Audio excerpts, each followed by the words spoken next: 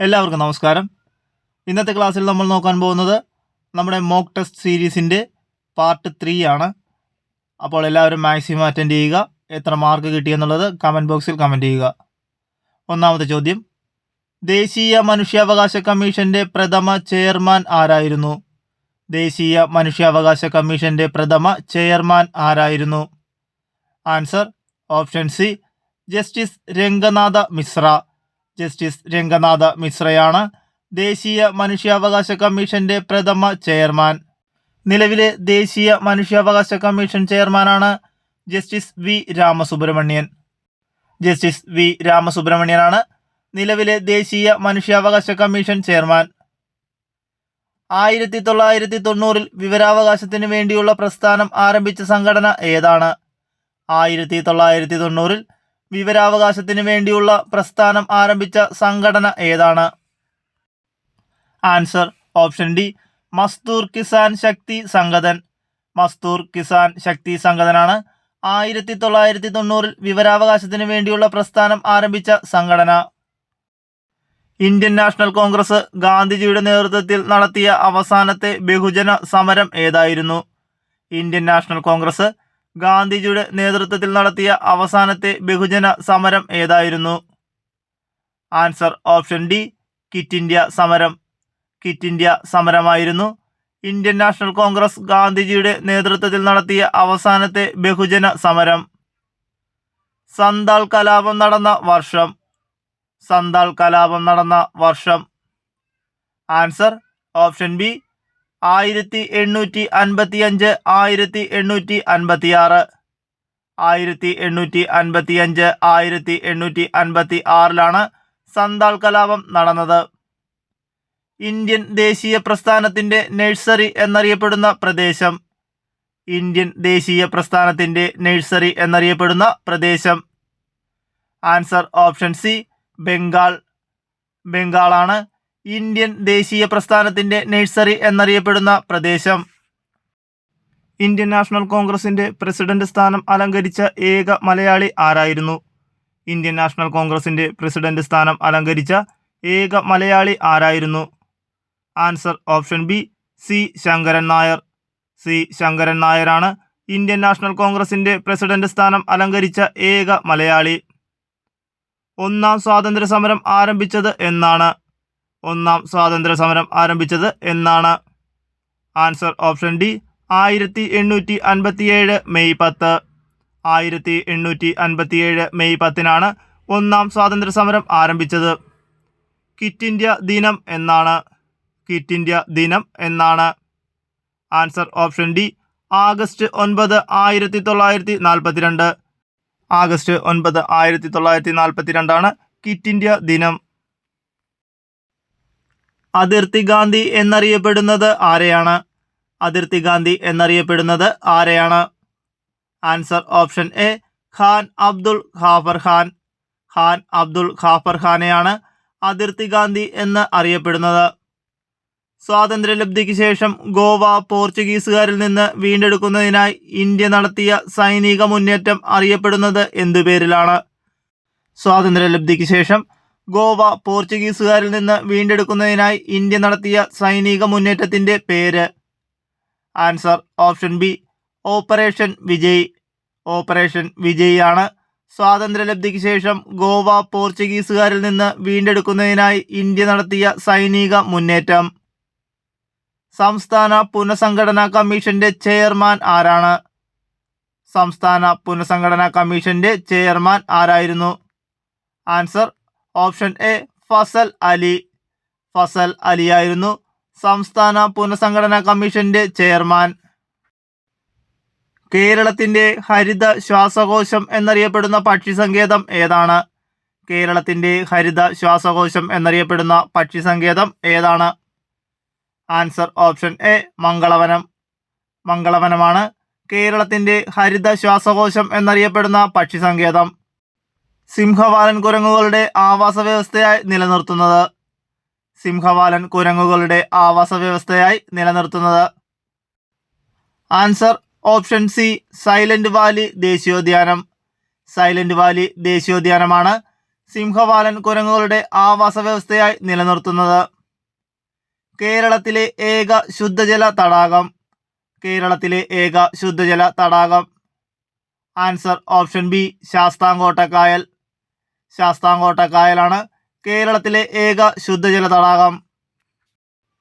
കേരളത്തിലെ ഏറ്റവും വലിയ ജലവൈദ്യുത പദ്ധതി? കേരളത്തിലെ ഏറ്റവും വലിയ ജലവൈദ്യുത പദ്ധതി? Answer option D Idukki. ഇടുക്കിയാണ് കേരളത്തിലെ ഏറ്റവും വലിയ ജലവൈദ്യുത പദ്ധതി. താഴെ തന്നിരിക്കുന്നവയിൽ മത്സ്യബന്ധനം ഏറ്റവും കൂടുതലുള്ള ജില്ല ഏതാണ്? മത്സ്യബന്ധനം ഏറ്റവും കൂടുതലുള്ള ജില്ല ഏതാണ്? Answer option D Alappuzha. ആലപ്പുഴയാണ് മത്സ്യബന്ധനം ഏറ്റവും കൂടുതലുള്ള ജില്ല. കേരളത്തിലെ ഏക ചന്ദന നിർമ്മാണ ഡിവിഷൻ ഏതാണ്? കേരളത്തിലെ ഏക ചന്ദന നിർമ്മാണ ഡിവിഷൻ ഏതാണ്? Answer option C Marayoor. മറയൂരാണ് കേരളത്തിലെ ഏക ചന്ദന നിർമ്മാണ ഡിവിഷൻ. കേരളത്തിൽ ഏറ്റവും കൂടുതൽ പട്ടണങ്ങളുള്ള ജില്ല ഏതാണ്? കേരളത്തിൽ ഏറ്റവും കൂടുതൽ പട്ടണങ്ങൾ ഉള്ള ജില്ല ഏതാണ്? Answer option C Ernakulam. എറണാകുളമാണ് കേരളത്തിൽ ഏറ്റവും കൂടുതൽ പട്ടണങ്ങളുള്ള ജില്ല. കേരളത്തിലെ ഏറ്റവും നീളം കൂടിയ നദി ഏതാണ്? കേരളത്തിലെ ഏറ്റവും നീളം കൂടിയ നദി ഏതാണ്? Answer option B Periyar. പെരിയാറാണ് കേരളത്തിലെ ഏറ്റവും നീളം കൂടിയ നദി.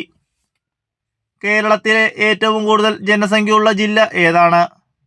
കേരളത്തിലെ ഏറ്റവും കൂടുതൽ ജനസംഖ്യയുള്ള ജില്ല ഏതാണ്? Answer option B Malappuram. മലപ്പുറമാണ് കേരളത്തിലെ ഏറ്റവും കൂടുതൽ ജനസംഖ്യയുള്ള ജില്ല. കേരളത്തിൽ ഉപ്പു സത്യാഗ്രഹത്തിന്റെ പ്രധാനപ്പെട്ട കേന്ദ്രം ഏതായിരുന്നു? കേരളത്തിൽ ഉപ്പു സത്യാഗ്രഹത്തിന്റെ പ്രധാനപ്പെട്ട കേന്ദ്രം ഏതായിരുന്നു? Answer option A Payyanur. പയ്യന്നൂരാണ് കേരളത്തിലെ ഉപ്പു സത്യാഗ്രഹത്തിന്റെ പ്രധാനപ്പെട്ട കേന്ദ്രം. ഇലക്ട്രിസിറ്റി പ്രക്ഷോഭം നടന്നതെവിടെ? ഇലക്ട്രിസിറ്റി പ്രക്ഷോഭം നടന്നതെവിടെ? Answer option B Thrissur. 1936 തൃശൂരിലാണ് ഇലക്ട്രിസിറ്റി പ്രക്ഷോഭം നടന്നത്. സാധുജന പരിപാലന യോഗം സ്ഥാപിച്ചതാര്? സാധുജന പരിപാലന യോഗം സ്ഥാപിച്ചത് ആരാണ്? Answer option B Ayyankali. അയ്യങ്കാളിയാണ് സാധുജന പരിപാലന യോഗം സ്ഥാപിച്ചത്. കേരള ലിങ്കൺ എന്നറിയപ്പെടുന്ന സാമൂഹ്യ പരിഷ്കർത്താവ്? കേരള ലിങ്കൺ എന്നറിയപ്പെടുന്ന സാമൂഹ്യ പരിഷ്കർത്താവ് ആരാണ്? Answer option D Pandit Karuppan. Pandit കറുപ്പനാണ് കേരള ലിങ്കൺ എന്നറിയപ്പെടുന്ന സാമൂഹ്യ പരിഷ്കർത്താവ്. വൈക്കം സത്യാഗ്രഹവുമായി ബന്ധപ്പെട്ട് നടന്ന ഒരു പ്രധാന സംഭവം? വൈക്കം സത്യാഗ്രഹവുമായി ബന്ധപ്പെട്ട് നടന്ന ഒരു പ്രധാന സംഭവം? ആൻസർ ഓപ്ഷൻ ഡി സവർണ ജാഥ. വൈക്കം സത്യാഗ്രഹവുമായി ബന്ധപ്പെട്ട് നടന്ന ഒരു പ്രധാന സംഭവമാണ് സവർണ ജാഥ. ഭൂമിയുടെ വൻകര ഭൂവൽക്കത്തിൽ അടങ്ങിയിരിക്കുന്ന പ്രധാന ധാതുക്കൾ ഏതെല്ലാം? ഭൂമിയുടെ വൻകര ഭൂവൽക്കത്തിൽ അടങ്ങിയിരിക്കുന്ന പ്രധാന ധാതുക്കൾ ഏതെല്ലാം? Answer option D aluminium, silica. അലൂമിനിയവും സിലിക്കയുമാണ് ഭൂമിയുടെ വൻകര ഭൂവൽക്കത്തിൽ അടങ്ങിയിരിക്കുന്ന പ്രധാന ധാതുക്കൾ. താഴെ തന്നിരിക്കുന്നതിൽ അവസാദ ശിലയ്ക്ക് ഉദാഹരണമല്ലാത്തത് ഏതാണ്? താഴെ തന്നിരിക്കുന്നതിൽ അവസാദ ശിലയ്ക്ക് ഉദാഹരണമല്ലാത്തത് ഏതാണ്? Answer option C basalt. ബസാൾട്ടാണ് അവസാദ ശിലയ്ക്ക് ഉദാഹരണമല്ലാത്തത്. താഴെ തന്നിരിക്കുന്നതിൽ മടക്കുപർവ്വത നിരയ്ക്ക് ഉദാഹരണം ഏതാണ്? താഴെ തന്നിരിക്കുന്നതിൽ മടക്കുപർവ്വത നിരയ്ക്ക് ഉദാഹരണം ഏതാണ്? ആൻസർ ഓപ്ഷൻ ഡി ബിയും സിയും. B Atlas, C Alps. കനത്ത മഴയെ തുടർന്ന് പെട്ടെന്ന് ജലനിരപ്പ് ഉയരുന്ന പ്രതിഭാസം?